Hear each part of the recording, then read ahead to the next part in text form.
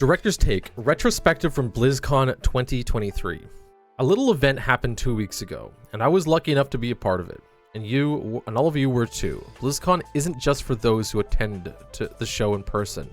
It's also a time when we get to connect with fans around the world and show off more of the game than we normally do. And this year, we even ran an event in-game with a playable version of our hero, of our just announced hero, Mauga. I'd like to run through the show.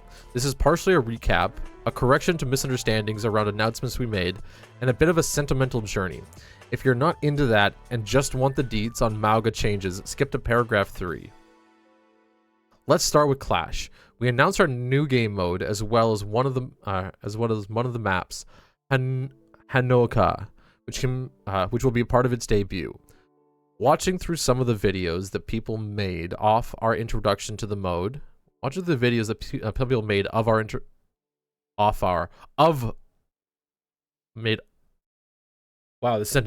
Watching through some of the videos that people made off of our introduction to the mode, it was clear that I talked way too long about 2CP, but also felt like there was some confusion over match length. This had been one of the most difficult parts of the mode to solve. Traditionally, 5CP game modes had edge cases where there was never a clear winner. Some games use a phase, like sudden death, in order to rein the game's length. We don't want to have matches that can go on too long, so we've been experimenting with a scoring system, which we alluded to at BlizzCon, as well as an alternate where the match ends after a set round of time, with the winner being decided by whoever is controlling more points in the map. We're still iterating here, but our goal is to have a game mode that moves back and forth across the map and also enforces the clear time limit. Let's talk Mauga. The hero is so cool. We've heard so much for his art. We've heard so much love for his art and his over-the-top personality and his gameplay kit.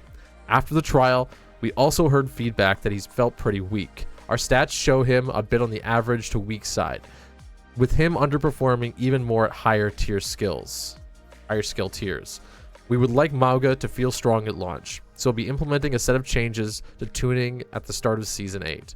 The goal will be to increase his survivability, make his damage against smaller targets a little more reliable, and reduce his damage output versus large characters like tanks. We're still a few weeks away from launch, so it's not that useful for me to go over the exact numbers, but here are the changes we're looking at so far. Replace a chunk of his health with armor. We're experimenting with 150 armor internally.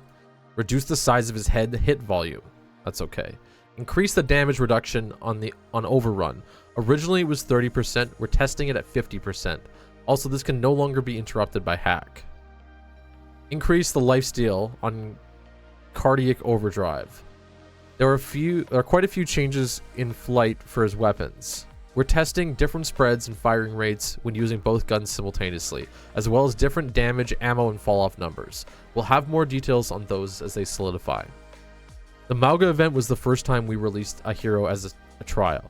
We think it was successful for a lot of reasons. We got a lot of great feedback from players, good data on the hero, and have enough time in advance to make a serious set of changes, as well as a really fun event for the game. We think that this could be a great template going forward, not only for heroes, but possibly for some of our larger pieces of content. During BlizzCon, we talked about clarity of vision for the future of Overwatch. Did you feel that downshift? Heads up. That's this piece getting a little bit more philosophical before it gets a little more sentimental. Overwatch is an intense and competitive multiplayer shooter. We have millions of players in our game every day enjoying it, and we'd like to not just provide more of that experience to them, but also improve it. When I use the term competitive, I don't mean playing ranked. Even quick play is demanding and sweaty. The intensity and fast pace are inherent to most modes of our game, and we love that.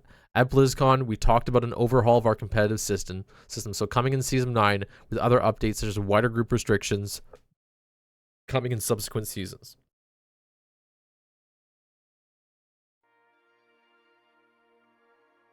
We are also working on updates to improve the experience in other parts of the game. For example, we're looking at ways of reducing the number of people leaving or sabotaging matches. Since the start of Season 7, the leaver rate in quick play is down almost 20% in some game modes. We're also working on the way we backfill matches, so players no longer enter a game with a few seconds left. Additionally, we're continuing making improvements to our matchmaker. anti-toxicity, and anti-cheat efforts. We're also excited about running some experiments aimed at making the game more enjoyable to play. For instance, what would happen if spawn times were drastically reduced? Look for these to start in Season 8. At BlizzCon, our big announcement focused on the core of our game.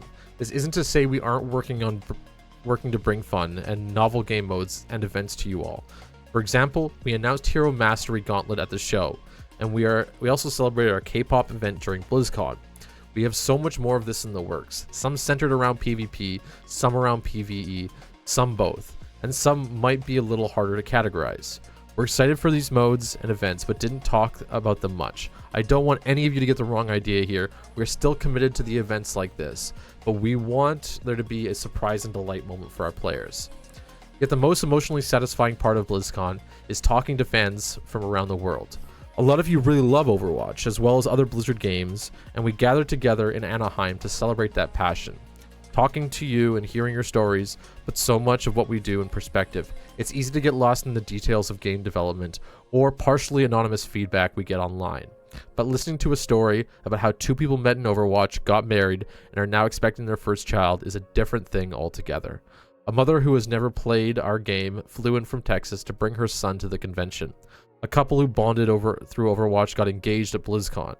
This show left me and so many others on the Overwatch team recharged and re-energized, ready to dive back into the game and the universe that we love. It's a little ironic to me. It makes total sense that a show where we felt the love, it's a little ironic, but to me it makes total sense the show that we fell in love, where we fell in love with our community is also the same show that reminds us of why I make games in the first place.